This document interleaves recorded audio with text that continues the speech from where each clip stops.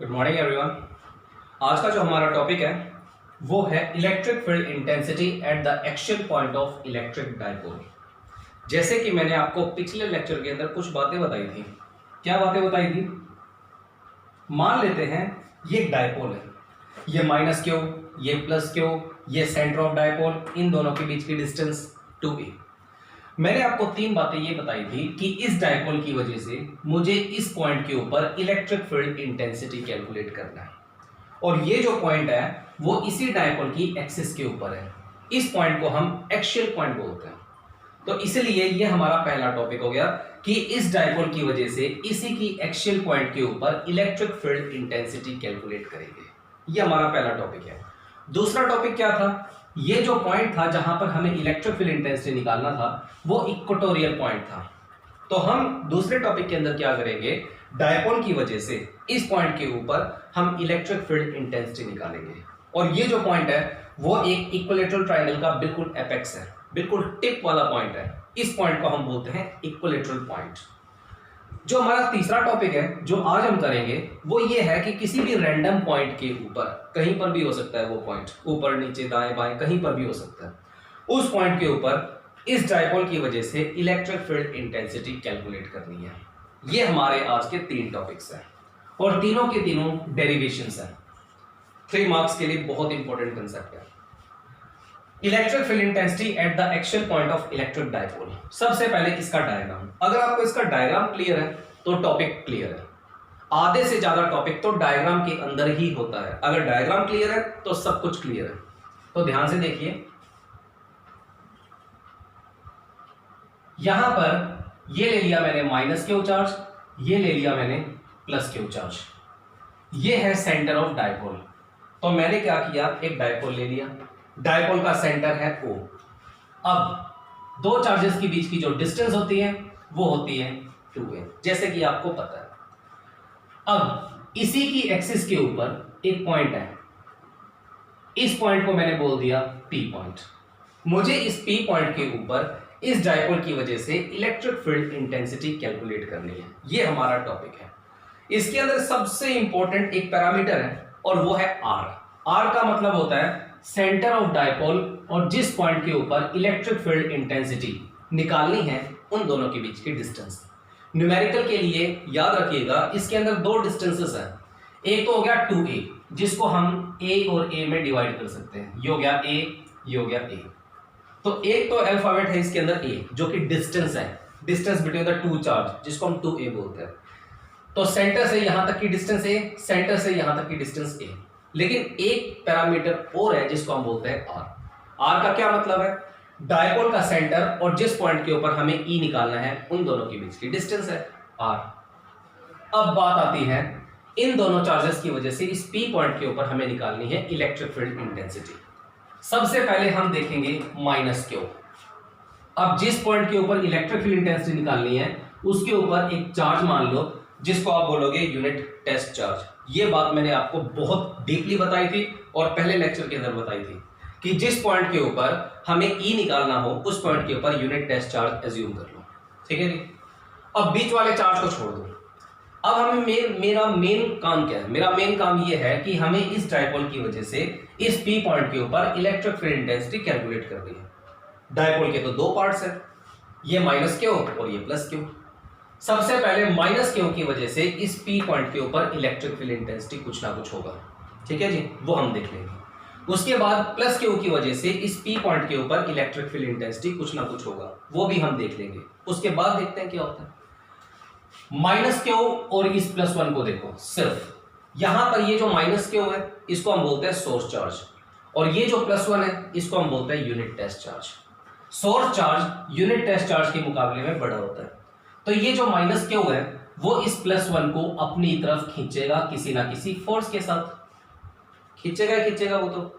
अब जिस डायरेक्शन में फोर्स लगती है उस डायरेक्शन में इलेक्ट्रिक फील्ड इंटेंसिटी होगा, जिसको हम बोलते हैं E1। तो बात ये है माइनस क्यू की वजह से इस P पॉइंट के ऊपर जो इलेक्ट्रिक फील्ड इंटेंसिटी होगा वो होगा इस तरफ। तो यहां पर जो E1 है वो क्या है? Electric field intensity at point P due to minus q. इस माइनस क्यू की वजह से इस P पॉइंट के ऊपर इलेक्ट्रिक फील्ड इंटेंसिटी। ठीक है जी। अब ये जो E1 है इसकी वैल्यू को देख लो क्या है, और E की वैल्यू होती क्या है 1/4 pi epsilon naught source charge divided by distance का स्क्वायर, यही होता है 1/4 pi epsilon naught. Source charge कौन सा है minus Q divided by distance का स्क्वायर। डिस्टेंस का मतलब माइनस क्यू और P पॉइंट के बीच की डिस्टेंस का स्क्वायर। यहां से लेकर यहां तक की डिस्टेंस है R, यहां से लेकर यहां तक की डिस्टेंस है A, तो माइनस क्यू और P के बीच की डिस्टेंस क्या होगी R प्लस A का स्क्वायर। अब यहां पर बात है इलेक्ट्रिक फील्ड इंटेंसिटी E1 की। E1 electric field intensity vector quantity होती है, तो इसलिए हम इसका मैग्नीट्यूड ले सकते हैं। वो मैग्नीट्यूड क्या करेगा माइनस क्यू को प्लस क्यू में कन्वर्ट कर देगा, तो E1 कितना आ जाएगा 1/4 pi epsilon not plus Q divided by R plus A का स्क्वायर। इसको दे दिया इक्वेशन नंबर 1। ये है हमारा आधा काम। अब बात आती है प्लस क्यू की। प्लस क्यू की वजह से भी इस P पॉइंट के ऊपर इलेक्ट्रिक फील्ड इंटेंसिटी होगा, कुछ ना कुछ तो होगा, कहीं ना कहीं तो होगा। अब हम वो देखते हैं। प्लस क्यू एक सोर्स चार्ज है, +1 भी एक टेस्ट चार्ज है जिसको हम यूनिट टेस्ट चार्ज बोलते हैं। ये सोर्स चार्ज पॉजिटिव, ये यूनिट टेस्ट चार्ज पॉजिटिव, ये पॉजिटिव इस पॉजिटिव को तो दूर भगाएगा, रिपेल करेगा किसी ना किसी फोर्स के साथ। अगर ये सोर्स चार्ज इस यूनिट टेस्ट चार्ज को दूर भगा रहा है तो जिस डायरेक्शन में वो फोर्स लगाएगा उसी डायरेक्शन में इलेक्ट्रिक फील्ड इंटेंसिटी होगी E2। तो E2 क्या है इस P पॉइंट के ऊपर electric field intensity plus Q charge की वजह से। तो E2 क्या हुआ इसमें इलेक्ट्रिक फील्ड इंटेंसिटी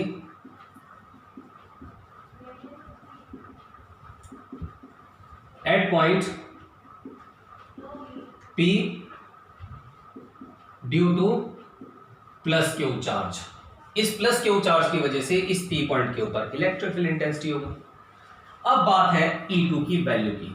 E2 की वैल्यू लिखो 1/4 pi epsilon naught source charge divided bye source charge और इस P पॉइंट के बीच की डिस्टेंस। यहां से लेकर यहां तक की डिस्टेंस क्या होगी, अगर मैं यहां से लेकर की यहां तक की बीच की डिस्टेंस में से अगर ये वाली डिस्टेंस को माइनस कर दूं तो यहां से लेकर यहां तक की बीच की डिस्टेंस आ जाएगी, मतलब R माइनस A का स्क्वायर। इसको दे दिया equation number 2।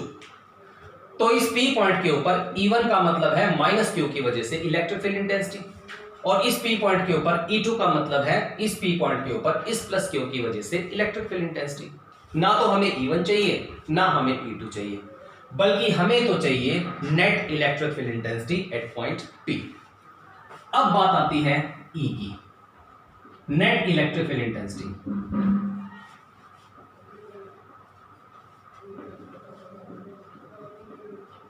Net electric field intensity को मैंने लिख दिया E से। अब यहां पर E1 तो इस तरफ है, E2 इस तरफ है, दोनों की डायरेक्शन अपोजिट है, तो माइनस तो हो गई। अब क्वेश्चन ये है कि E2 माइनस E1 करें या E1 माइनस E2 करें, ये क्वेश्चन है। हम यहां पर करते हैं E2 माइनस E1। इसके पीछे रीजन है, क्या रीजन है, E2 बड़ा है E1 छोटा है। अब ये E2 बड़ा कैसे पता चला, यहां पर देखो डिनोमिनेटर में है R माइनस A का स्क्वायर E2 के लिए, और E1 के लिए डिनोमिनेटर में है R प्लस A का स्क्वायर।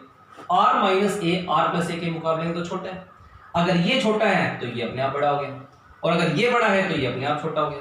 तो इसलिए इस डायग्राम के अकॉर्डिंग E2 बड़ा है E1 छोटा है, तो नेट निकालने के लिए बड़े में से छोटे को माइनस करते हैं, तो E इज इक्वल टू क्या हुआ E2 माइनस E1।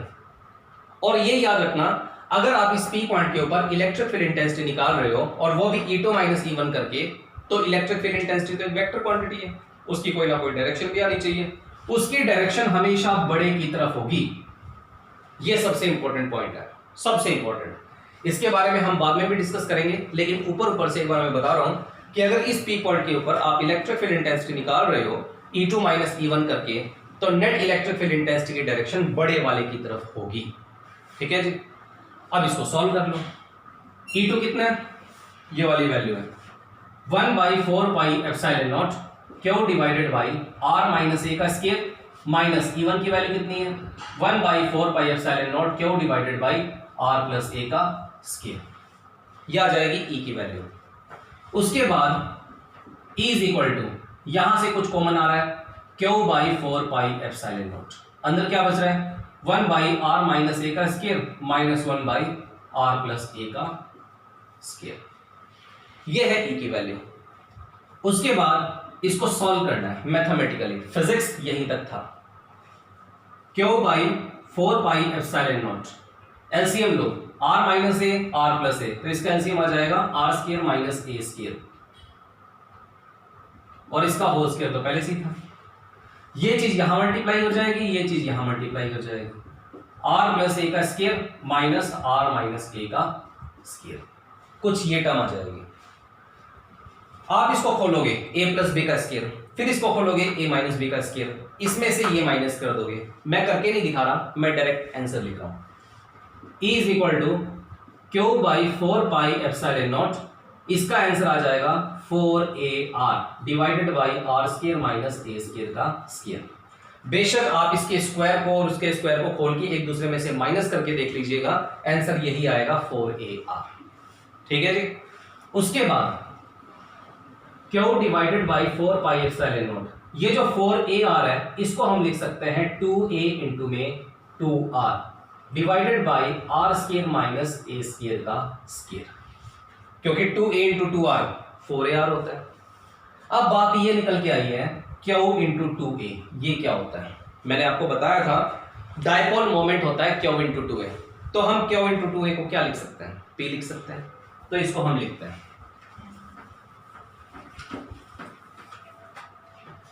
तो E क्या आ जाएगा? इसको मैंने लिख दिया P, इंटू में 2r पहले से था, divided by 4 pi epsilon naught पहले से था, r square minus a square का स्क्वायर ये पहले से था। ठीक है। अब हमें कंपेयर करना है r को a के साथ। अगर आप इस डायग्राम को देखो तो r इतना बड़ा है, a इतना सा है, r काफी बड़ा है a से, r is very very greater than a, therefore a को हम अवॉइड कर सकते हैं, a कैन बी नेग्लेक्टेड। अगर आप यहां पे a को नेग्लेक्ट करोगे, a को 0 पुट करोगे, तो यहां बच जाएगा आर स्क्वायर का स्क्वायर, और आर स्क्वायर का स्क्वायर क्या होता है? r की power 4 is equal to p into में 2r divided by 4 pi epsilon naught r की पावर 4। एक r ऊपर है, 4r नीचे है, कैंसिल करके जो आंसर आएगा वो आएगा 2p divided by 4 pi epsilon naught r cube. ये इसका आंसर आ जाएगा। तो ये एक अपने आप में फॉर्मूला भी है, आंसर भी है। तो ये इसकी एक छोटी सी डेरिवेशन थी। अब मैं इसके कुछ एक दो इंपॉर्टेंट पॉइंट जो रह गए वो मैं आपको बता रहा हूं।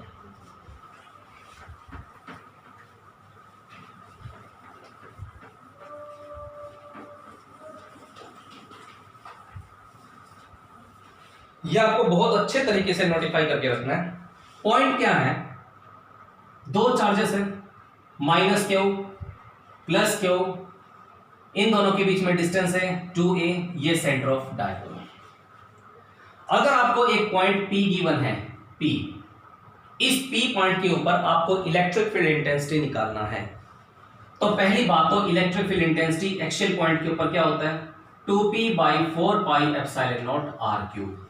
एक तो आपको ये याद रखना है कि एक्सियल पॉइंट के ऊपर इलेक्ट्रिक फील्ड इंटेंसिटी होता है 2p by 4 pi epsilon naught r cube. P का क्या मतलब है? डायपोल का डायपोल मोमेंट, जिसकी डायरेक्शन नेगेटिव से पॉजिटिव होती है, जिसका फॉर्मूला होता है चार्ज इनटू में distance in between the two charge. 1 by 4 pi epsilon not ये फिक्स है, आपको पता है।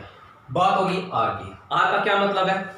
सेंटर ऑफ डायपोल और P पॉइंट के बीच की डिस्टेंस, ये फॉर्मूला है। एक तो ये चीज आपको याद रखनी है। दूसरी बात आपको ये पता होनी चाहिए कि अगर आप इस P पॉइंट के ऊपर इलेक्ट्रिक फील्ड इंटेंसिटी निकाल रहे हो तो वो तो एक वेक्टर क्वांटिटी है, उसकी कोई ना कोई डायरेक्शन भी होगी, उसकी डायरेक्शन होगी अवे, जैसे कि मैंने आपको बताया था।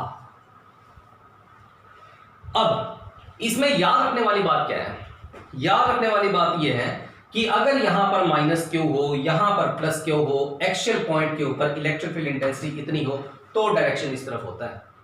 अगर मैं इस डायपोल को ही पलट दूं, यहां पर मैंने कर दिया प्लस क्यू, यहां पर मैंने कर दिया माइनस क्यू, और यही पॉइंट P है, तो इस P पॉइंट के ऊपर इलेक्ट्रिक फील्ड इंटेंसिटी का मैग्नीट्यूड तो इतना ही रहेगा, लेकिन अब की बार डायरेक्शन उल्टी हो जाएगी। ये बात याद रखने वाली है। क्योंकि ये जो मैंने बातें बताई है ना, इसकी हेल्प से तीसरा टॉपिक होने वाला है, थर्ड टॉपिक। तो ये निचोड़ है, इसको आप ढंग से करिएगा, ठीक है जी। उसके बाद है नेक्स्ट टॉपिक।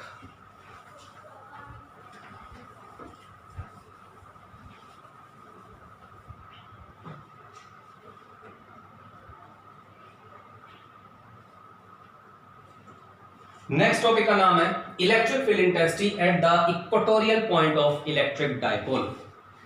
किसी भी डायपोल के इक्वेटोरियल पॉइंट के ऊपर हमें इलेक्ट्रिक फील्ड इंटेंसिटी निकालनी है। ये +1 से रिलेटेड है। +1 का एक छोटा सा कंसेप्ट जो आप पढ़ चुके हो वो मैं आपको पहले बता रहा हूं, उसके आधार पर होगा। मान लेते हैं ये एक फोर्स है, ये ग्राउंड है और ये फोर्स ग्राउंड के साथ हिट एंगल बना रहा है। अगर मुझे इस फोर्स को दो भागों में रिजॉल्व करना हो, दो कंपोनेंट्स बनाने हो, तो मैं क्या लिखता था +1 में? ये होता था F cos थीटा और इसके परपेंडिकुलर क्या होता था? F sin theta. यही होता था। इसको हम बोलते थे रेजोल्यूशन ऑफ द वेक्टर। इसी चीज का यूज होगा डायग्राम के अंदर। डायग्राम को समझ लो, टॉपिक आधे से ज्यादा क्लियर हो जाएगा।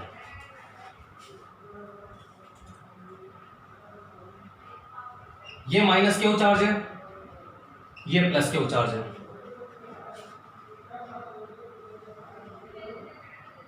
दोनों चार्ज के बीच की जो डिस्टेंस है वो है 2 है। ये सेंटर ऑफ डायपोल है, ये डिस्टेंस a है, ये डिस्टेंस भी a है। यहां पर मैंने एक डायपोल बना दिया। आप चाहो तो यहां पर +q और यहां पर -q भी लिख सकते हो, वो मैटर नहीं करता। यहां पर -q, यहां पर +q, दोनों के बीच की डिस्टेंस 2 है। ये सेंटर ऑफ डायपोल, ये डिस्टेंस a, ये डिस्टेंस b है। अब क्या करना है, मेरे पास एक इक्वेटोरियल पॉइंट है P। ये इक्वेटोरियल पॉइंट है, इक्वेटोरियल ट्रायंगल का बिल्कुल टिप। इस P पॉइंट के ऊपर हमें इलेक्ट्रिक फील्ड इंटेंसिटी निकालना है इस पूरे डायपोल की वजह से। ये हमारा टॉपिक है। अब जहां पर हमें इलेक्ट्रिक फील्ड इंटेंसिटी निकालना है और सेंटर ऑफ डायपोल, इसके बीच की जो डिस्टेंस है वो है r, जैसे कि मैंने आपको पिछले टॉपिक में बताया। अब बात यह है कि इस डायपोल की वजह से इस P पॉइंट के ऊपर हमें इलेक्ट्रिक फील्ड इंटेंसिटी निकालनी है, तो उसका भी एक तरीका है। तरीका क्या है? सबसे पहले इस +q चार्ज को पकड़ो। इस +q चार्ज की वजह से इस P पॉइंट के ऊपर कुछ ना कुछ इलेक्ट्रिक फील्ड इंटेंसिटी होगा, वो देखेंगे क्या होता है। फिर इस -q को पकड़ो। -q चार्ज की वजह से इस P पॉइंट के ऊपर इलेक्ट्रिक फील्ड इंटेंसिटी होगा, उसको देख लें क्या होता है। उसके बाद डायग्राम हमें देखता है क्या बताता है, उसके अकॉर्डिंग ही हम उसको सॉल्व कर देंगे। सबसे पहले P पॉइंट के ऊपर आपको +1 चार्ज एज्यूम करना है, जैसे कि एज पर रूल है। यहां पर +q चार्ज है, यहां पर +1 चार्ज है। +q की वजह से इस P पॉइंट के ऊपर हमें इलेक्ट्रिक फील्ड इंटेंसिटी देखना है। सबसे पहले +q सोर्स चार्ज है, +1 यूनिट टेस्ट चार्ज है, तो ये +q इस +1 को तो रिपेल करेगा इस डायरेक्शन में। सोर्स चार्ज इस यूनिट टेस्ट चार्ज जो कि पॉजिटिव है उसको रिपेल करेगा उस डायरेक्शन में। जिस डायरेक्शन में फोर्स होती है उसी डायरेक्शन में इलेक्ट्रिक फील्ड इंटेंसिटी E1 होगा। तो E1 क्या है? +q की वजह से इस P पॉइंट के ऊपर इलेक्ट्रिक फील्ड इंटेंसिटी। E1 का मतलब electric field intensity at point P due to +q charge. ठीक है जी। आप यहां से लेकर यहां तक की बीच की डिस्टेंस निकाल सकते हो अपने आप ही। ये वाली ट्राइंगल है, ये डिस्टेंस r है, ये डिस्टेंस a है, तो ये क्या हो जाएगी? r² + a² का अंडर-रूट। ठीक है जी। उसके बाद है -q। सबसे पहले -q निकालने से पहले जो हमने किया कि +q की वजह से इस P पॉइंट के ऊपर इलेक्ट्रिक फील्ड इंटेंसिटी अवे होगा, वो होगा कितना वो देखता है। E1 की value 1/4πε0 source charge divided by distance का स्क्वायर। डिस्टेंस कितना है? अंडर-रूट r² + a² और इसका स्क्वायर, यही होगा। अंडर-रूट से स्क्वायर कैंसिल हो जाएगा, तो E1 कितना हो जाएगा? 1/4πε0 q divided by r² + a²। इसको दे दिया इक्वेशन नंबर 1। तो ये हमने किया +q की वजह से इस P पॉइंट के ऊपर इलेक्ट्रिक फील्ड इंटेंसिटी और उसका फॉर्मूला। अब बात आती है -q की। इस -q को हम बोलते हैं सोर्स चार्ज, इस +1 को हम बोलते हैं यूनिट टेस्ट चार्ज। ये -q इस +1 चार्ज को अपनी तरफ अट्रैक्ट करेगा किसी ना किसी फोर्स के साथ। जिस डायरेक्शन में फोर्स होती है उसी डायरेक्शन में इलेक्ट्रिक फील्ड इंटेंसिटी E2 होगा। ये तो क्लियर कट बात है। -q सोर्स चार्ज है, +1 टेस्ट चार्ज है, यूनिट टेस्ट चार्ज है, ये नेगेटिव है ये पॉजिटिव है, तो ये इसको अपनी तरफ खींचेगा किसी ना किसी फोर्स के साथ। जिस डायरेक्शन में फोर्स होती है उसी डायरेक्शन में इलेक्ट्रिक फील्ड इंटेंसिटी होगा। तो यहां पर E2 क्या है? E2 का मतलब है electric field intensity at point P due to -q। अब होगा कितना? इस P पॉइंट के ऊपर इस -q की वजह से electric field intensity E2 is equal to 1/4 pi epsilon naught. Source charge कितना है? -q डिवाइडेड बाई डिस्टेंस का स्क्वायर। ये वाले ट्राइंगल है, ये डिस्टेंस r है, ये a है, तो ये कितना हो जाएगा? r² plus a square. तो डिस्टेंस का स्क्वायर का मतलब है √r² प्लस a स्क्वायर का स्क्वायर, यही होगा। अब इलेक्ट्रिक फील्ड इंटेंसिटी है, वेक्टर क्वांटिटी है, तो हम इसका मैग्नीट्यूड ले सकते हैं। ठीक है, अगर ये स्केलर होता तो हम ना लेते। ये √ से स्क्वायर कैंसिल हो जाएगा। E2 की वैल्यू कितनी आ जाएगी? 1/4 pi epsilon naught q divided by r² plus a²। इसको दे दिया इक्वेशन नंबर 2। तो यहां पर हमने दो चीजें देखी, एक तो है E2 और एक है E1। E1 का मतलब इस P पॉइंट के ऊपर इस +q चार्ज की वजह से इलेक्ट्रिक फील्ड इंटेंसिटी, और E2 का मतलब इस पॉइंट के ऊपर इस चार्ज की वजह से इलेक्ट्रिक फील्ड इंटेंसिटी। ये चीज हमने नोटिस की। उसके बाद हमें ना तो E1 से मतलब है ना E2 से मतलब है, बल्कि किसी और चीज से मतलब है, वो हमें डायग्राम बताएगा। अब यहां पे देख लो, E1 is equal to 1/4 pi epsilon naught q by r² plus a² और E2 is equal to 1/4 pi epsilon naught q by r² plus a², दोनों बराबर है। तो इक्वेशन नंबर 1 और इक्वेशन नंबर 2 क्या कहता है कि E1 और E2 बराबर है। E1 को भी हम E लिख लेंगे और E2 को भी हम E लिख लेंगे। ठीक है, अब आ जाओ डायग्राम के ऊपर। यहां पर ये बन गई इक्वेटोरियल ट्रायंगल। यहां पर एंगल और यहां पर एंगल ये बराबर होता है 60 डिग्री के, आपने लोअर क्लासेस में पढ़े।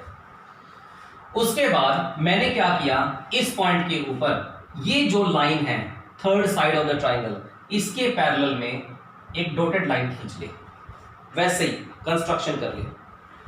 अब देखने वाली बात यह है कि ये डॉटेड लाइन और ये लाइन आपस में पैरेलल है। ये एक ट्रांसवर्सल लाइन है। तो यहां पर अगर ये एंगल थीटा है तो ये वाला एंगल अपने आप थीटा होगा। कैसे? ये लाइन पैरेलल है, ये ट्रांसवर्सल लाइन है, ये थीटा है, तो ये अपने आप थीटा हो जाएगा। मैथमेटिकल कंसेप्ट है।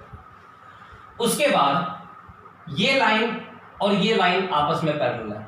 अब की बार ट्रांसवर्सल लाइन ये है, अगर ये थीटा है तो ये थीटा अपने आप हो जाएगा। Mathematical concept. इस थीटा की वजह से ये वाला थीटा है और इस थीटा की वजह से ये वाला थीटा है। बुक से स्टडी कर लीजिएगा, बेटर समझ में आ जाएगा। उसके बाद +1 का कंसेप्ट लगाओ। सबसे पहले E1 को देखो, ये E1 है, ये बेस है। ये E1 इस बेस के साथ थीटा एंगल बना रहा है, तो ये हो जाएगा E1 cos थीटा और इसका परपेंडिकुलर ये हो जाएगा E1 sin थीटा। ठीक है, उसके बाद बात आती है E2 की। ये E2 है, ये बेस है, E2 बेस के साथ थीटा एंगल बना रहा है। ये E2 दो भागों में रिजॉल्व हो जाएगा। यही क्या हो जाएगा? E2 cos थीटा और इसका जो परपेंडिकुलर है ये हो जाएगा E2 sin थीटा। बस रिजोल्यूशन ऑफ वेक्टर का हमने कंसेप्ट यूज किया और अपने आप ही हो गया। तो यहां पर E1 sin थीटा ऊपर है, E2 sin थीटा नीचे है। इस तरफ है E2 cos थीटा और इसी तरफ है E1 cos थीटा। ठीक है जी। उसके बाद बात आती है यहां पे E1 और E2 तो बराबर है। अब इस पॉइंट के ऊपर वाला कंपोनेंट देखो E1 sin थीटा, नीचे वाला कंपोनेंट देखो E2 sin थीटा। यहां पर भी sin थीटा है, यहां पर भी sin थीटा है। ऊपर है E1, नीचे है E2, जबकि दोनों बराबर है। तो इसलिए हम इस कंपोनेंट को इस कंपोनेंट के साथ कैंसिल आउट कर सकते हैं। ये कंसेप्ट है। उसके बाद बचे दो कंपोनेंट इस पॉइंट के ऊपर, दोनों के दोनों कंपोनेंट इस तरफ है, इसी तरफ है E1 cos थीटा और इसी तरफ है E2 cos थीटा, दोनों की डायरेक्शन सेम है तो दोनों के दोनों ऐड हो जाएंगे। तो नेट इलेक्ट्रिक फील्ड इंटेंसिटी निकालेंगे एट पॉइंट P।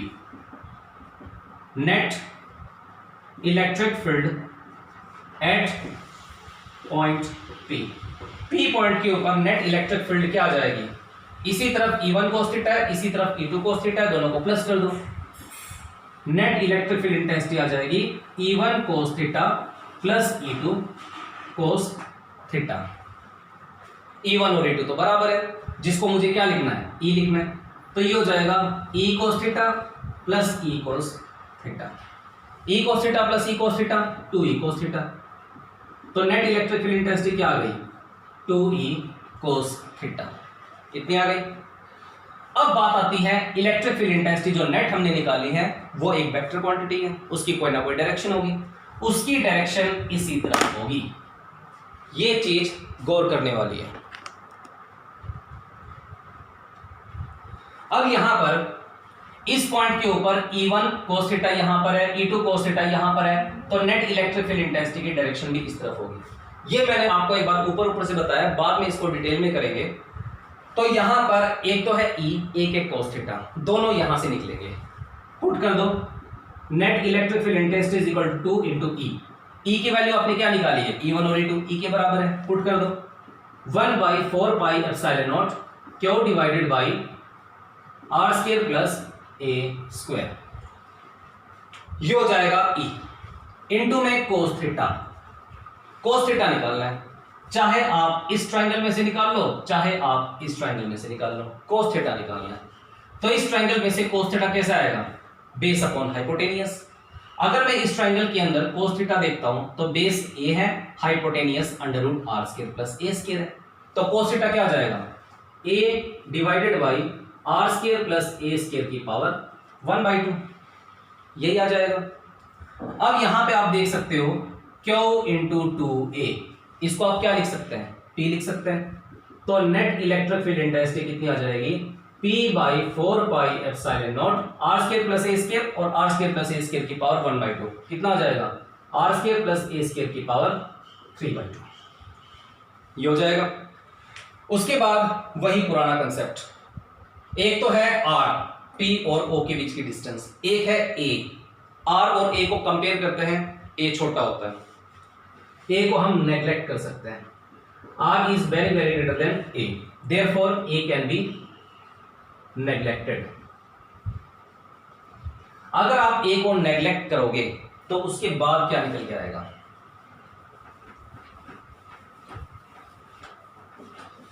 यहां पर A को अवॉइड कर दो, 0 हो जाएगा, आर स्क्वायर की पावर 3/2 बच जाएगा, यहां पर 2 से 2 कैंसिल हो जाएगा, नीचे बचेगा आर क्यूब। तो नेट इलेक्ट्रिक फील्ड इंटेंसिटी कितना आ जाएगा, P divided by 4 pi epsilon naught r cube.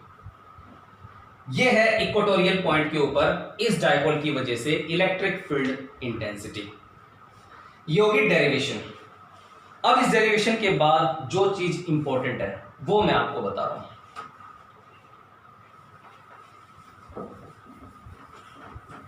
पहली इंपॉर्टेंट चीज तो ये है,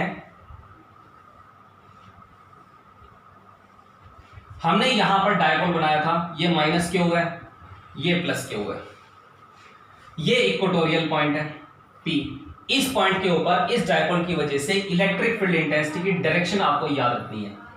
पहली इंपॉर्टेंट चीज तो है ये, और दूसरी इंपॉर्टेंट चीज ये है कि इस पॉइंट के ऊपर इलेक्ट्रिक फील्ड इंटेंसिटी आई कितनी, P divided by 4 pi epsilon naught r cube. दूसरी इंपॉर्टेंट चीज ये है, अगर यहां पर माइनस क्यू है और यहां पर प्लस क्यू है और इक्वेटोरियल पॉइंट के ऊपर E निकालना है, तो इस P पॉइंट के ऊपर E की डायरेक्शन माइनस क्यू की तरफ होगी, ये चीज इंपॉर्टेंट है। और दूसरी बात, अगर आप इस डायपोल को चेंज कर दो, चेंज करने का मतलब है यहां पर कर दिया प्लस क्यू और यहां पर कर दिया माइनस क्यू, तो इस P पॉइंट के ऊपर इलेक्ट्रिक फील्ड इंटेंसिटी की डायरेक्शन माइनस क्यू की तरफ शिफ्ट हो जाएगी अपने आप, ठीक है जी। और दूसरी बात, इक्वेटोरियल पॉइंट के ऊपर इलेक्ट्रिक फील्ड इंटेंसिटी होगी कितनी, P/4 pi epsilon naught r cube. P का मतलब डायपोल का dipole moment 1/4 pi epsilon naught का मतलब आपको पता है, और r का मतलब क्या है, p पॉइंट और o पॉइंट के बीच की डिस्टेंस। ठीक है जी, ये एक इंपॉर्टेंट चीज है। अब नेक्स्ट पॉइंट, ये डायपोल है माइनस क्यू प्लस क्यू। हमने एक्सियल पॉइंट के ऊपर E की वैल्यू निकाली, और एक्सियल पॉइंट के ऊपर अगर हम E की वैल्यू देखते हैं तो कितनी आती थी, 2p/4 pi epsilon not r3। अगर इस डायपोल की वजह से इक्वेटोरियल पॉइंट के ऊपर अगर हम इलेक्ट्रिक फील्ड इंटेंसिटी निकालते थे तो कितनी आती थी, इक्वेटोरियल पॉइंट के ऊपर p/4 pi epsilon not r3 इतनी आती थी। अगर आप इसको डिवाइड करोगे, एक्सियल पॉइंट के ऊपर E की वैल्यू और इक्वेटोरियल पॉइंट के ऊपर E की वैल्यू, तो इसका रेशियो कितना आएगा, 2 आएगा। तो इसका क्या मतलब हुआ, इसका मतलब ये हुआ एक्सियल पॉइंट के ऊपर E की वैल्यू इक्वेटोरियल पॉइंट के ऊपर E की वैल्यू की दुगनी है। इस पॉइंट के ऊपर जो भी E की वैल्यू होगी वो इस पॉइंट के ऊपर E की वैल्यू का 2 टाइम्स होगी, या फिर ये कह सकते हैं इस पॉइंट के ऊपर E की वैल्यू इस पॉइंट के ऊपर E की वैल्यू का हाफ होती है। ये चीज इंपॉर्टेंट है। ठीक है जी। अब जो तीसरा टॉपिक है, थर्ड टॉपिक को करने के लिए आपको दो बातें क्लियर कट पता होनी चाहिए, जो कि मैंने आपको 2-3 बार बताई है। दोबारा बता रहा हूं कि थर्ड टॉपिक को करने के लिए क्या इंपॉर्टेंट है। ये माइनस क्यू है, ये प्लस क्यू है, ये पी पॉइंट है। इस डायपोल की वजह से इस पॉइंट के ऊपर इलेक्ट्रिक फील्ड इंटेंसिटी की डायरेक्शन अवे होगी। ये मैंने आपको बताया, इस चीज का हम यूज करेंगे। दूसरी चीज का यूज क्या करेंगे, ये माइनस क्यू है, ये प्लस क्यू है, ये इक्वेटोरियल पॉइंट है। इस इक्वेटोरियल पॉइंट के ऊपर इस डायपोल की वजह से जो इलेक्ट्रिक फील्ड इंटेंसिटी होगी वो माइनस क्यू की तरफ होगी। एक ये चीज इंपॉर्टेंट है, और कितनी कितनी होगी वो मैंने आपको बताई। इस पॉइंट के ऊपर होगी 2p/4 pi epsilon not r3, इस पॉइंट के ऊपर होगी p/4 pi epsilon not r3। ठीक है जी। अब इन दोनों पॉइंटों की हेल्प से हम करते हैं तीसरा टॉपिक, और तीसरा टॉपिक करने से पहले आप सब कुछ एक बार अपने माइंड में रिवाइज कीजिए। 2 मिनट है आपके पास।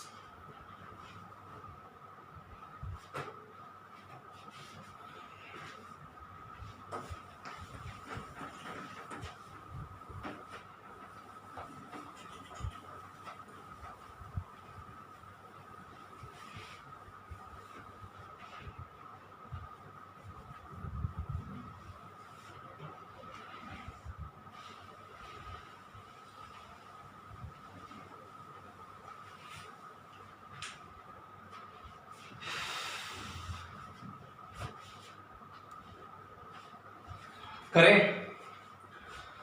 नेक्स्ट टॉपिक है electric field intensity at any point of electric dipole. अब की बार मैं डायपोल को एक तीर के निशान से बनाता हूं। ये डायपोल है, इस डायपोल का डायपोल मोमेंट कुछ ना कुछ होगा, ये होगा P। ये P कोई अल्फाबेट नहीं है, P का मतलब इस डायपोल का डायपोल मोमेंट। केमिस्ट्री के अंदर आपने एक चीज पढ़ी होगी, ये जो तीर का निशान का जो टेल होता है इसको हम बोलते हैं माइनस क्यू, और ये जो हेड होता है इसको हम बोलते हैं प्लस क्यू। तो फिजिक्स में भी वही है, ये माइनस क्यू चार्ज है, ये प्लस क्यू चार्ज है। इस पूरे डायपोल का अपना एक डायपोल मोमेंट है जो कि P है, जिसकी डायरेक्शन होती है माइनस क्यू से प्लस क्यू की तरफ। तो ये मैंने एक डायपोल बना दिया। अब मेरे पास एक रैंडम पॉइंट है, ये रैंडम पॉइंट है। इस रैंडम पॉइंट के ऊपर मुझे इलेक्ट्रिक फील्ड इंटेंसिटी निकालना है इस डायपोल की वजह से। इस पॉइंट को मैंने बोल दिया x। We want to calculate electric field intensity at point x due to dipole. इस डायपोल की वजह से इस P पॉइंट के ऊपर इलेक्ट्रिक फील्ड इंटेंसिटी x हमें कैलकुलेट करना है। आज हम सिर्फ इसका डायग्राम करेंगे, ओनली डायग्राम। कल इसका टॉपिक करेंगे।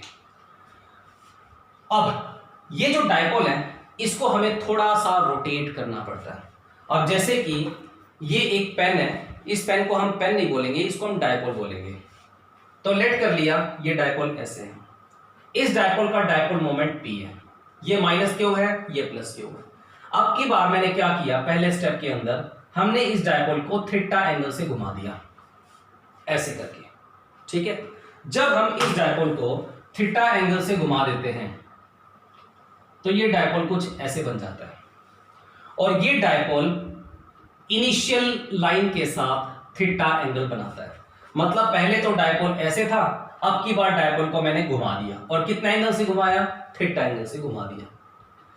अगर मैं ऐसा करता हूं तो ये वाला जो एक्स पॉइंट है वो कहां पर आ जाता है, इस डायपोल की एक्सियल लाइन के ऊपर आ जाता है, ठीक है। अब ये डायपोल है हमारे लिए, और ये जो पी पॉइंट है वो एक्सियल पॉइंट बन गया। हमें इसके अंदर क्या करना है, ये डायपोल था, इस डायपोल को हमें थोड़ा सा थीटा एंगल के ऊपर रोटेट कर देना है।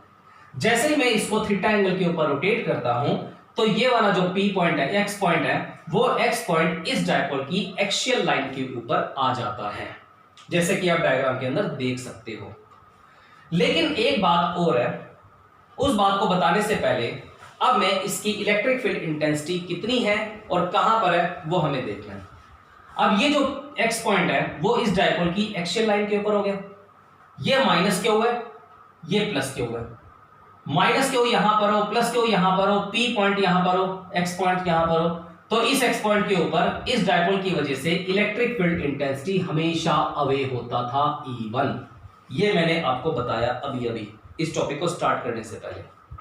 मैंने इसके अंदर किया क्या, एक हमारे पास डायपोल था जिसका डायपोल मोमेंट था P, मैंने इस डायपोल को घुमा दिया थीटा एंगल के ऊपर। जैसे ही मैं इस डायपोल को थीटा एंगल के ऊपर घुमा देता हूं तो ये एक्स पॉइंट इसकी एक्सियल लाइन के ऊपर आ जाता है। ये माइनस क्यू था, ये प्लस क्यू था, ये एक्सियल पॉइंट है, तो इस पूरे डायपोल की वजह से इस पी पॉइंट एक्स पॉइंट के ऊपर electric field intensity E1 away होगा, ऐसे ही होगा। अब हमारे लिए डायपोल ये है। अब है नेक्स्ट पॉइंट, अब मैं इस डायपोल को घुमा देता हूं। मैंने डायपोल को ऐसे कर दिया, ऐसे। जब मैं डायपोल को ऐसे कर दूंगा, ऐसे घुमा दिया मैंने डायपोल को, तो अब हमारे लिए डायपोल ये है, और ये जो एक्स पॉइंट है वो इक्वेटोरियल पॉइंट बन गया। अब सोच के देखो, ये डायपोल है, ये पॉइंट है, ये dipole minus Q plus Q, और ये पॉइंट एक्स इक्वेटोरियल पॉइंट हो गया। अगर ये माइनस क्यू है, ये प्लस क्यू है, और ये पॉइंट एक्स है, तो इस पॉइंट के ऊपर इलेक्ट्रिक फील्ड इंटेंसिटी तो माइनस क्यू की तरफ होता था, ये मैंने आपको बताया था। तो ये इस पॉइंट के ऊपर इलेक्ट्रिक फील्ड इंटेंसिटी E2 होगा माइनस क्यू की तरफ। ये डायग्राम ओवरऑल मैं आपको दोबारा बता रहा हूं। पहले हमारे पास था डायपोल जिसका डायपोल मोमेंट था P, हमारे पास था एक एक्स पॉइंट जिसके ऊपर हमें E की वैल्यू निकालनी है। सबसे पहला स्टेप क्या किया, हमने डायपोल को थीटा एंगल के ऊपर घुमा दिया ऐसे। जैसे ही हम इस डायपोल को थीटा एंगल के ऊपर घुमा देंगे, ये माइनस क्यू था, ये प्लस क्यू था, ये पॉइंट एक्सियल पॉइंट बन चुका है। इस पॉइंट के ऊपर इस डायपोल की वजह से इलेक्ट्रिक फील्ड इंटेंसिटी अवे होगा, और वो कितना होगा, E1। उसकी वैल्यू हम बाद में देखेंगे। उसके बाद ये डायपोल था हमारे लिए। सेकंड स्टेप अब क्या कहता है, इस डायपोल को आप और घुमा दो, ऐसे कर दो। अब हमारे लिए डायपोल ये है, और ये जो एक्स पॉइंट है वो इस डायपोल के लिए इक्वेटोरियल पॉइंट बन चुका है। डायपोल ये है, एक्स पॉइंट ये है, इक्वेटोरियल पॉइंट है, ये माइनस क्यू है, ये प्लस क्यू है, तो इस एक्स पॉइंट के ऊपर इलेक्ट्रिक फील्ड इंटेंसिटी तो अवे होगा। अवे का मतलब माइनस क्यू की तरफ, ये बात भी मैंने आपको बताई थी, ठीक है। अब हमें देखना है E1 कितना है और E2 कितना है। क्लियर है सारी बातें। अब बात आती है यहां पे, पहले जब डायपोल अपने इनिशियल स्टेट के अंदर था तो उसका डायपोल मोमेंट था P। हमने डायपोल को दो बार घुमाया, एक बार ऐसे किया, एक बार ऐसे किया, ठीक है। अब यहां पर +1 का कंसेप्ट यूज होगा। ये डायपोल मोमेंट है, ये इस बेस के साथ थीटा एंगल बना रहा है। इसके दो कंपोनेंट होंगे, एक तो ये वाला कंपोनेंट P cos थीटा, और एक ये perpendicular component P sin theta, ठीक है जी। जब हम ये वाला डायपोल लेंगे तो उसका डायपोल मोमेंट P लेंगे। जब हम ये वाला डायपोल लेंगे तो उसका dipole moment P cos theta लेंगे। जब हम ये वाला डायपोल लेंगे तो dipole moment P sin theta लेंगे, बस। अब बात आती है E1 की। E1 क्या होगा, E1 क्या है एक्चुअली में, E1 है इस डायपोल जिसका डायपोल मोमेंट है p cos थीटा, उस डायपोल के लिए ये पॉइंट एक्सियल पॉइंट है, और एक्सियल पॉइंट के ऊपर इलेक्ट्रिक फील्ड इंटेंसिटी क्या होता है 2p/4πε0 r3, और p क्या होता था डायपोल मोमेंट। लेकिन अब की बार डायपोल ये है हमारे लिए, हमने तो घुमा दिया, और उसका डायपोल मोमेंट कितना है p cos थीटा, तो p हम नहीं लेंगे बल्कि क्या ले लेंगे p cos थीटा। अगर डायपोल ये होता तो डायपोल मोमेंट हम p लेते, लेकिन अब की बार तो मैंने डायपोल को घुमा दिया तो उसका डायपोल मोमेंट p नहीं रहा बल्कि क्या हो गया p cos थीटा, तो इसलिए मैंने p नहीं लिखा बल्कि p cos थीटा लिख दिया। इसको दे दिया इक्वेशन नंबर 1। उसके बाद है E2। ये E2 इलेक्ट्रिक फील्ड इंटेंसिटी है इस x पॉइंट के ऊपर इस डायपोल की वजह से, ठीक है जी। अब ये जो डायपोल है उसका डायपोल मोमेंट p नहीं था बल्कि कितना हो गया p sin थीटा। तो इक्वेटोरियल पॉइंट के ऊपर इलेक्ट्रिक फील्ड इंटेंसिटी का जो जनरल फॉर्मूला होता था वो क्या होता था p/4πε0 r3, यही होता था, और p का मतलब उस डायपोल का डायपोल मोमेंट। लेकिन अब हमारे लिए डायपोल तो ये है और उसका डायपोल मोमेंट कितना है p sin थीटा, तो p नहीं लिखेंगे बल्कि क्या लिखेंगे p sin थीटा। ये हमारे दो कंसेप्ट है E1 और E2। यहां तक तो थी +2 की फिजिक्स, अब है +1 की फिजिक्स। E1 हमें नहीं चाहिए, E2 हमें नहीं चाहिए, बल्कि हमें तो इन दोनों का रिजल्टेंट चाहिए E। यहां पर बन गया पैरेललोग्राम, हमें E चाहिए। E1 और E2 के बीच का एंगल 90 डिग्री है, जो कि दिख रहा है और जो होता भी है। अब ये जो E है ना वो इस E1 के साथ अल्फा एंगल बनाएगा, अल्फा। अगर मैं इस ट्राइंगल के अंदर टेंजेंट अल्फा ले लेता था +1 में, तो वो हमें इस रिजल्टेंट की डायरेक्शन देता था, +1 का कंसेप्ट है। अब हमें चाहिए E क्या होगा, E का मतलब होगा √E1 का स्क्वायर प्लस E2 का square plus 2E1 E2 cos theta. यही फॉर्मूला होता था रिजल्टेंट का। थीटा क्या है E1 और E2 के बीच का एंगल, E1 और E2 के बीच का एंगल थीटा 90 डिग्री है। यहां पर थीटा का मतलब ये वाला एंगल नहीं है, ये वाला एंगल एक अलग चीज है। ये इस फॉर्मूले का ये जो थीटा है ना वो E1 और E2 के बीच का एंगल है। E1 इस तरफ है, E2 इस तरफ है, दोनों के बीच का एंगल 90 डिग्री है। थीटा को जैसे ही हम 90 पुट करेंगे cos 90 कितना हो जाएगा 0, तो E क्या हो जाएगा, E का फॉर्मूला हो जाएगा √E1 स्क्वायर प्लस E2 का स्क्वायर, यही होगा। E1 और E2 दोनों वैल्यू आपको पता है, पुट कर दो। E is equal to √E1 की वैल्यू कितनी है 2p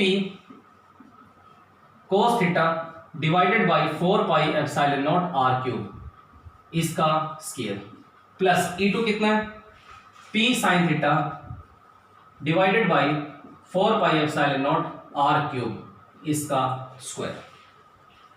ठीक है जी। अब इसको हम मैथमेटिकली सॉल्व करते हैं। अगर आप इसको मैथमेटिकली सॉल्व करोगे तो बाहर कॉमन आ जाएगा p डिवाइडेड बाई 4πε0 r3 और अंदर बच जाएगा 4 cos square theta plus sine square theta. ये आप करके देख लेना, मैं एक स्टेप छोड़ के अगला स्टेप लिख रहा हूं।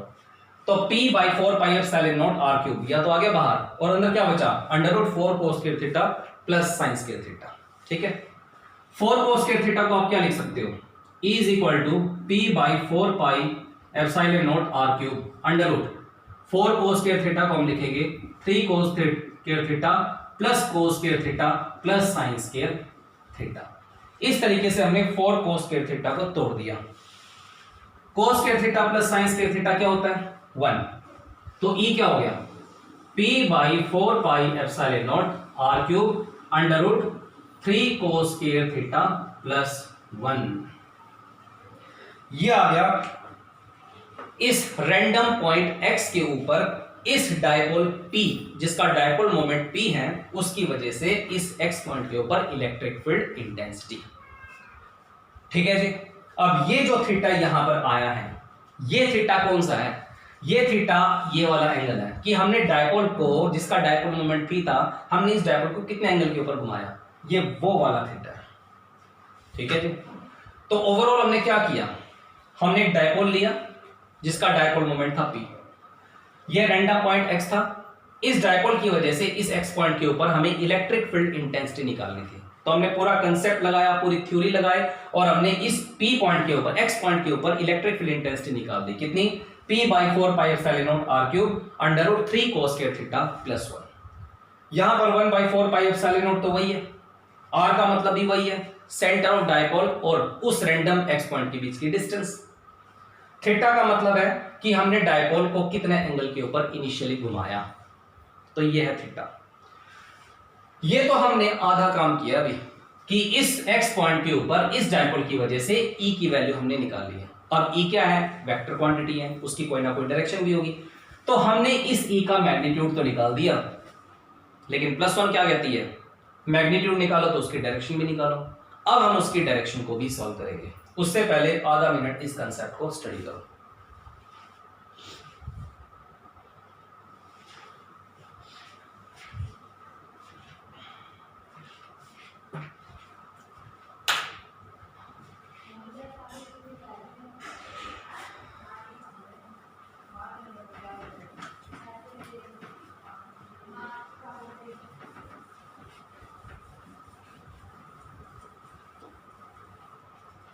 तो हमने इस एक्स पॉइंट के ऊपर इलेक्ट्रिक फील्ड इंटेंसिटी कितना निकाला? P/4πε0r³ √3 cos square theta plus 1, ये चीज निकाली है। उसके बाद हम निकालेंगे ई की डायरेक्शन। आज कर ही लेते हैं इसको कंप्लीट। डायरेक्शन ऑफ ई कैसे निकालते थे प्लस 1 में? इस ट्राइंगल के अंदर टेंजेंट अल्फा लेके, टेंजेंट अल्फा वो कैसे निकालते थे? इस ट्राइंगल के अंदर अगर आप टेंजेंट अल्फा लोगे तो वो आ जाएगा परपेंडिकुलर अपॉन बेस। ये है परपेंडिकुलर, ये है बेस, ये साइड इस साइड के बराबर है और ये है E2 और ये बेस कितना है? E1। तो टेंजेंट अल्फा हो जाएगा E2 डिवाइडेड बाई E1। दोबारा बता रहा हूं, इस ट्राइंगल के अंदर हमने ले लिया tangent alpha, perpendicular upon base, base तो गया E1, परपेंडिकुलर इसके बराबर है जो कि E2 है, तो E2 बाई E1। दोनों की वैल्यू आपको पता है। टेंजेंट अल्फा E2 की वैल्यू कितनी होती थी? E2 की वैल्यू होती थी उस तरफ P sin theta divided by 4πε0r³। ये तो होती थी E2 की वैल्यू, और E1 की वैल्यू कितनी होती थी? 4πε0r³ divided by 2p cos theta. पलट दिया मैंने इसको, इससे ये टर्म कैंसिल हो गई, P से ये P कैंसिल हो गया, sine theta by cos theta क्या होगा? टेंजेंट थीटा, और ये 2 पहले से ही था। टेंजेंट अल्फा किसके बराबर आ गया? 1/2 टेंजेंट थीटा के बराबर। यहां से अगर मैं अल्फा निकाल लूं, टेंजेंट अल्फा डायरेक्शन नहीं देगा, अल्फा देगा, अल्फा चाहिए हमें। तो यहां पर 2 स्टेप आ गए। एक तो इस पॉइंट के ऊपर इलेक्ट्रिक फील्ड इंटेंसिटी E का मैग्नीट्यूड जो कि इतना है, एक इस पॉइंट के ऊपर इलेक्ट्रिक फील्ड इंटेंसिटी E की डायरेक्शन जो कि हमें ये वाला फॉर्मूला बताएगा। अब हम स्पेशल केसेस करेंगे। स्पेशल केस नंबर 1,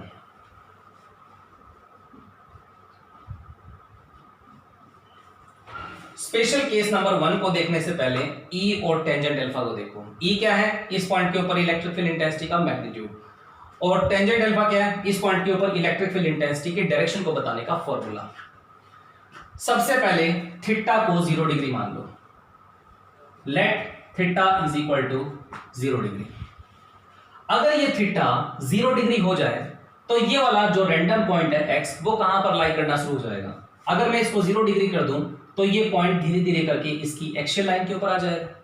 अगर ये पॉइंट एक्सियल लाइन के ऊपर आ गया तो जाके थीटा 0 डिग्री होगा। ठीक है। दूसरा केस क्या होगा? अगर इस थीटा को मैं 90 डिग्री मान लूं, 90, तो ये वाला पॉइंट यहां पर आ जाएगा जो कि इक्वेटोरियल पॉइंट होगा। ठीक है जी। फिलहाल मैंने थीटा को क्या माना है? 0 डिग्री। जैसे मैं थीटा को 0 मानता हूं तो ये वाला पॉइंट एक्सियल पॉइंट बन जाता है।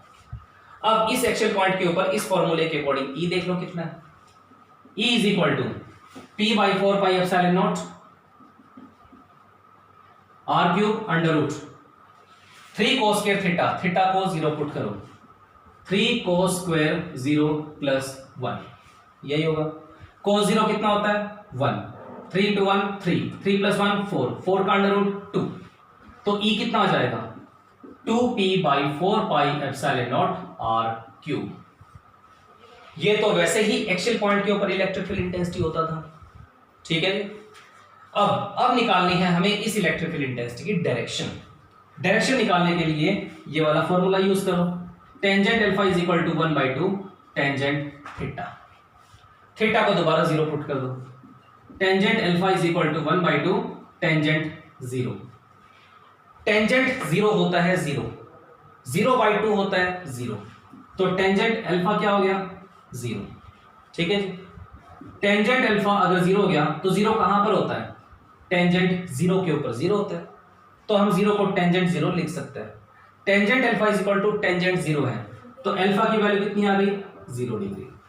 ये अल्फा हमें डायरेक्शन बताएगा किसकी, इलेक्ट्रिक फील्ड इंटेंसिटी इस पॉइंट के ऊपर अगर थीटा की वैल्यू 0 हो तो। ये पहला केस है। दूसरा केस और लास्ट केस,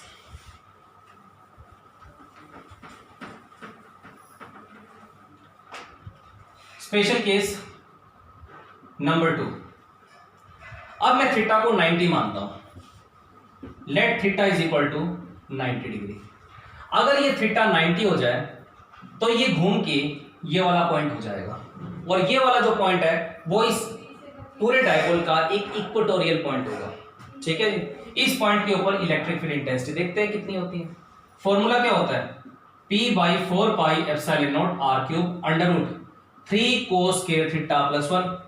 थीटा कितना है 90 प्लस 1, cos 90 कितना होता है 0, 3 इंटू 0 0, 0 प्लस 1 1, 1 का अंडर रूट 1, तो इलेक्ट्रिक फील्ड इंटेंसिटी कितना आ गया P/4πε0 r³, जो कि होता ही है।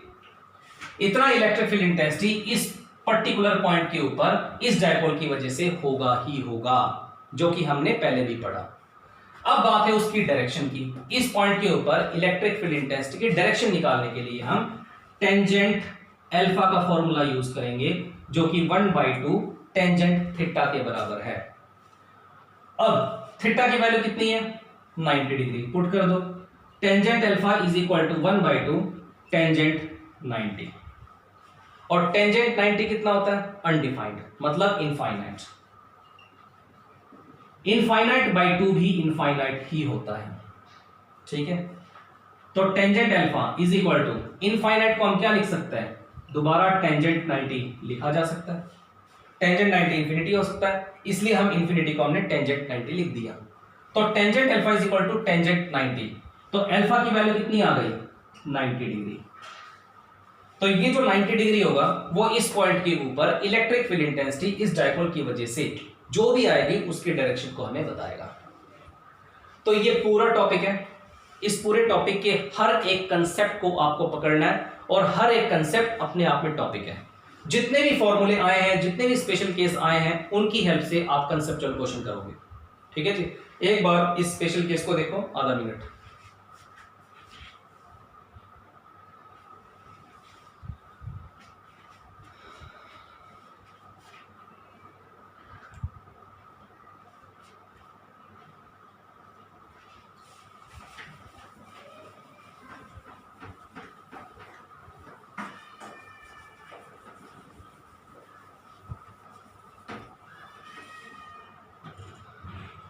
तो आज हमने 3 टॉपिक्स किए। तीनों टॉपिक्स के फॉर्मूले मैं आपको लिख के दे रहा हूं, और उसके ऊपर आपको कम से कम हर एक टॉपिक के ऊपर 3-3, 4-4 न्यूमेरिकल्स करने हैं, और कोशिश करना कि एनसीईआरटी के भी 6-7 क्वेश्चन आप करो आज। पहला कंसेप्ट क्या था, ये डायपोल है। इस डायपोल की वजह से हमने इस एक्सियल पॉइंट के ऊपर इलेक्ट्रिक फील्ड इंटेंसिटी निकाला था। कितना आया था 2p/4πε0 r³, और उसकी डायरेक्शन कहां आई थी, अभी आई थी। पहला कंसेप्ट। दूसरा कंसेप्ट हमने क्या किया, ये डायपोल है -q + q। अब की बार ये पॉइंट इक्वेटोरियल पॉइंट है। इस पॉइंट के ऊपर इलेक्ट्रिक फील्ड इंटेंसिटी कितनी आई थी P/4πε0 r³, और उसकी डायरेक्शन थी -q की तरफ। फिर हमने ये देखा था कि एक्सियल पॉइंट के ऊपर electric field intensity equatorial point के ऊपर इलेक्ट्रिक फील्ड इंटेंसिटी का दुगना होती है। तीसरा कंसेप्ट हमने क्या किया, ये डायपोल है -q + q, और ये एक रैंडम पॉइंट है x। इस पॉइंट के ऊपर हमने इलेक्ट्रिक फील्ड इंटेंसिटी निकाली, और इस पॉइंट के ऊपर इलेक्ट्रिक फील्ड इंटेंसिटी कितनी आई P/4πε0 r³ 3 cos square theta plus 1।